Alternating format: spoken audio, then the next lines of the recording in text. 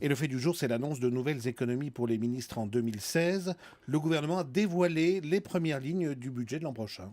Oui, ce sont les fameuses lettres de cadrage qui présentent tous les ans, avant l'été, les grandes orientations en matière de dépenses pour l'an prochain. Ces lettres ont été envoyées aux ministres ce week-end par Manuel Valls.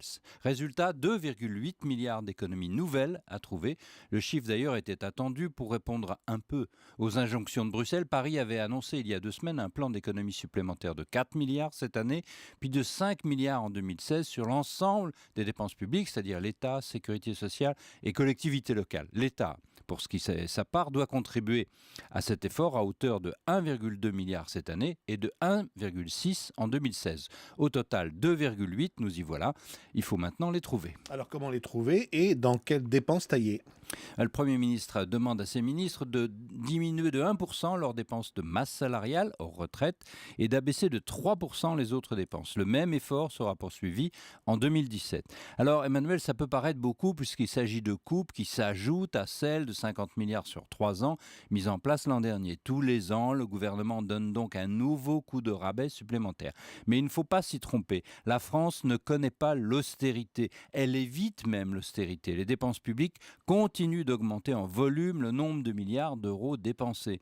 Elle commence juste à baisser en proportion du PIB parce que le PIB, la croissance va mieux, remonte à 1% cette année et à 1,5% en 2016. Éric, des ministères vont sans doute être épargnés en 2016. On sait lesquels? Oui, alors le gros des économies va venir des réductions des subventions aux opérateurs et agences de l'État, France Télévisions, Centre national du cinéma, Chambre de commerce, etc.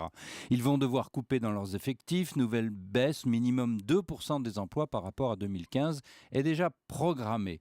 Quant au ministère, la liste des épargnés commence à être longue. L'éducation, la justice, la sécurité s'ajoutent maintenant la culture et la communication.